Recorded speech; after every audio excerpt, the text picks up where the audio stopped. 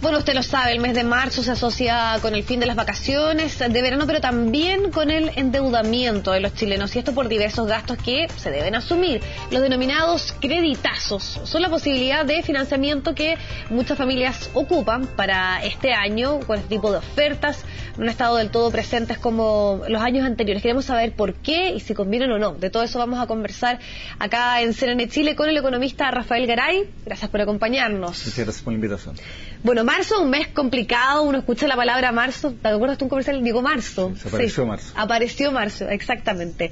¿Cuál es la recomendación de lo ideal? Lo ideal, me imagino, es tener un poco ese presupuesto extra, pero si no ocurriese así, ¿de qué forma asumir estos gastos que son más complejos en este mes? Mira, lo que ocurre en marzo es que uno viene ya de un tren de gastos, ¿cierto?, de endeudamiento, y generalmente es alto.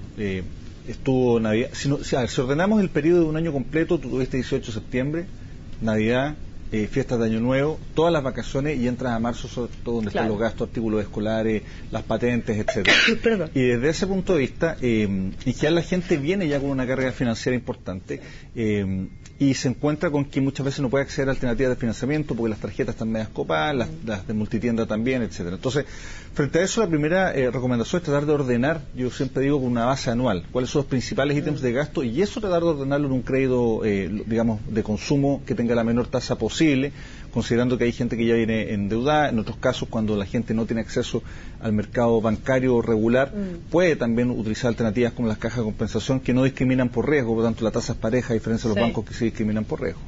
Ahora, cuando se dan estas opciones para poder en el fondo cubrir estos extras, siempre está la posibilidad del avance en efectivo, que entiendo yo que todos los expertos han enfatizado en eso, que es finalmente el que tiene el interés más alto.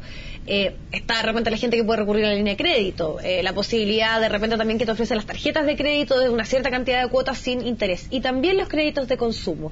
Dentro de esas opciones, no sé si hubo alguna que se me quedó en el tintero, ¿cuál es la más recomendable si es que finalmente no se cumplió con esta posibilidad de haber ahorrado o de tener este dinero extra, este colchoncito? Bien, yo te diría, lejos un crédito de consumo bien estructurado tiene una tasa que podría ser, por ejemplo, desde el punto de vista del gasto financiero anual, la mitad del costo de usar las tarjetas de crédito, o menos de la mitad de usar la línea de crédito. La línea de crédito es carísima en términos de interés. Las tarjetas de crédito también tienen tasas bastante altas.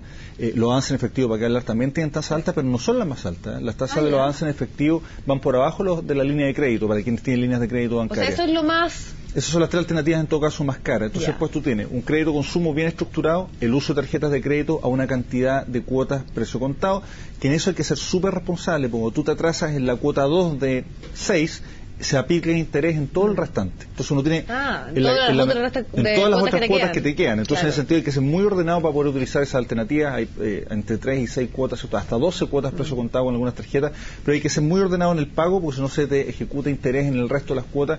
Eso muchas veces la gente lo desconoce, cree que se atrasa una cuota y solamente se aplica en esa. En realidad se aplica en todo el saldo insoluto. Ahora, ¿qué tan cierto es que este mes hubo una ofensiva menor a otros años por parte de los bancos? ¿A qué se debiese de ofrecer este tipo de créditos de consumo para marzo en particular? Yo revisé las ofertas en general de casi todo el sistema financiero. Primero, hay una oferta menor, eso es efectivo. Y esa oferta menor tiene que ver con un poco la cifra que conocimos ayer, una cifra de desempleo que va al alza, que va a llegar probablemente al 7% cuando estemos midiendo trimestre móvil mayo, junio, julio, ¿cierto? O sea, va al alza, por lo tanto los bancos ofrecen menos. Pero hay otro detalle que probablemente la gente no ha reparado, y tiene que ver que cuando tú analizas las ofertas de los bancos, hay muchas ofertas, ¿cierto?, que aparecen publicadas en los diarios, que eran la misma tasa que tenían una semana antes sin la oferta. Entonces, ojo, hay bancos que están ofreciendo efectivamente tasas más bajas y mejores condiciones crediticias en algunas de estas ofertas, digamos, publicitarias, pero hay otros bancos, otras instituciones, que efectivamente lo único que están haciendo es encapsular esto con una publicidad distinta, pero son las mismas tasas anteriores. Y frente a eso, lo que hay que hacer es comparar las distintas alternativas crediticias. Ahora, desde el punto de vista del análisis y la perspectiva de lo que viene este año, ya se comentó muchísimo respecto a lo que sucedió el año anterior, las expectativas, y eso también influye en la gente al momento de tomar la decisión de qué tipo de crédito de consumo tomar, sobre todo cuando uno toca uno de los temas más complejos que tiene que ver con el empleo, con la sensación tal vez de incertidumbre que pueda haber. ¿Cuál es tu proyección con respecto a eso y cuánto influye esto, o qué decisión debiese ser la ideal en este ambiente económico, podríamos decirlo? Mira, si tú tienes que enfrentar gastos y esos gastos no los puedes, tú no puedes decir no compro útiles escolares, no pago la patente del auto, no puedes decirlo, digamos, Sí, o sea, claro. tienes que hacerlo. Contribuciones. Exactamente. Entonces, frente a eso, yo digo, lo mejor es ordenar financieramente probablemente a 12 meses, o sea, un crédito de consumo bien estructurado a 12 cuotas, que al mes 12 vas a tener probablemente a renovarlo, pero te permite una carga financiera inferior. Mira, te doy un dato. Por un crédito de $1.000.000 a 12 meses, tú podrías tener a lo largo de un año una carga financiera que oscila entre 200.000 y 550.000 por el mismo millón. O sea, terminas pagando 1.200.000 o terminas pagando 1.550.000. Entonces, desde ese punto de vista, hay que cotizar y irse a las alternativas más, digamos, más baratas desde el punto de vista financiero. Pero yo creo que, sin ser alarmista, creo que hay indicadores, estos denominados por el subsecretario Mico, brotes verdes, ¿cierto?, que muestran un desempeño de la economía que está un poco mejor de lo que se esperaba, por ejemplo, en septiembre-octubre del año 2014. Pero hay que estar atento a la variable que creo que es la más compleja, que es el desempleo. ¿Y por qué hay que estar atento? Básicamente porque existe un gran porcentaje de las familias chilenas que somos de clase media, por decirlo de alguna manera, pero clase media vulnerable. Por ejemplo, tiene un ingreso familiar, por decir cualquier cosa y seguir con el ejemplo, por ejemplo, de $1.000.000, pero tiene solamente un miembro de la familia que trabaja. Esa persona pierde el trabajo y pasa inmediatamente a ser de alta vulnerabilidad si es que no cae, ¿cierto?, bajo la línea de la pobreza. Entonces, hay que ser muy ordenado, sobre todo en periodos cuando la economía está más lenta y el desempleo va al alza. Hay que ser muy ordenado en los gastos, muy responsable en los gastos, y probablemente algunas cosas va a haber que diferirlas. Eso ya se ha visto, ¿cierto?, la fuerte caída de la venta de automóviles, ¿cierto? Sí, claro. Que un gasto es un bien durable que se difiere en el tiempo. Ahora, otro de los temas que también preocupa y que sin duda ahí también influye en el mes de marzo tiene que ver con las proyecciones de la inflación. Hemos visto una cierta tendencia en los últimos meses que tiene relación con que es más caro finalmente la mayoría de los productos básicos que son los que necesita cualquier familia promedio para su subsistencia. ¿Qué pasa con eso? ¿Qué proyección hay con respecto a la inflación en nuestro país? A ver, la inflación está con una presión importante. Recordemos los indicadores, ¿cierto? En noviembre la inflación fue 0, pero la subyacente fue 0,3. En diciembre la inflación fue menos 0,2 y la inflación subyacente fue 0,3. En enero la inflación fue 0,1, pero la subyacente fue 0,6. O sea, hay una presión y aquí se produce esa falta de sintonía cuando la gente dice, oye, yo voy al supermercado y los productos están más caros. Tú miras la inflación y dices 0, pero ¿cómo 0 si yo veo cómo sube todo? Bueno, el precio del petróleo a la baja fue lo que mantuvo los niveles inflacionarios bajos. Pero el Banco Central ha mostrado los datos, ¿cierto?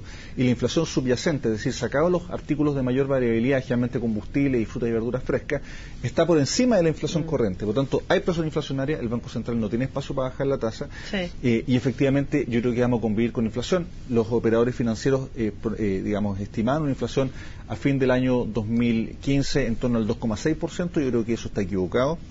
Yo creo que la inflación... ¿Creo que puede ser más? Yo creo que va a converger a 3% en el último trimestre del año 2015, pero probablemente vas a tener una inflación sobre 3,1% terminado el año, y eso es todavía por arriba del rango del central, pero eso a fin de año, por tanto significa que tú vas a tener 8 o 9 meses en que la población va a enfrentar mayores niveles inflacionarios en las canastas de consumo que ellos tienen, y por lo tanto una pérdida de poder adquisitivo.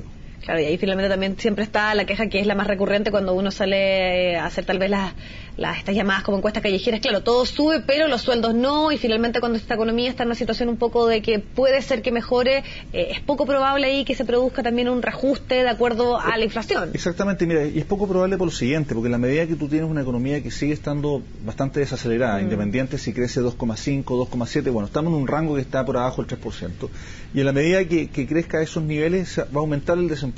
Cuando hay aumento de desempleo significa que hay más trabajadores disponibles, ¿cierto?, para la empresa, y por tanto la empresa va a tender a contratar a salarios inferiores, digamos, eso es lo que ocurre. Entonces, es muy poco probable que tú tengas un ajuste fuerte de salario, producto que la economía se desacelera y el desempleo al alza.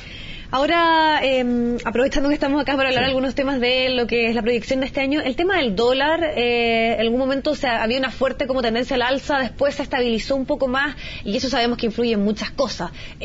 ¿Qué es lo que se proyecta para este año con respecto al precio del dólar? La tendencia del dólar se ha moderado, producto que el Banco Central declaró que no tiene espacio para bajar las tasas, y los operadores financieros esperan que se mantenga la tasa del 3% hasta fin de año. Como no baja la tasa, el precio del dólar no tiende a subir.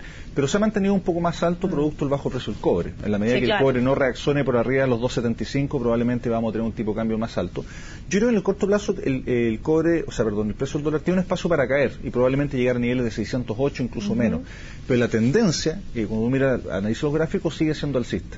vamos a tener seguramente el segundo semestre o el último trimestre del año una alza de tasa en Estados Unidos, y eso yo creo que va a llevar el tipo de cambio en algún momento a superar los 659 durante el año 2015. Perfecto. Rafael, te queremos agradecer. Partimos un poco de los créditos, la situación de marzo, pero también aprovechamos de conversar un poco de lo que pasa en la macroeconomía y las proyecciones para este 2015. Que estés muy bien, muchas gracias por la invitación. Vamos al corte, hacemos un pequeño alto y volvemos con más noticias, con más informaciones acá en CNN Chile.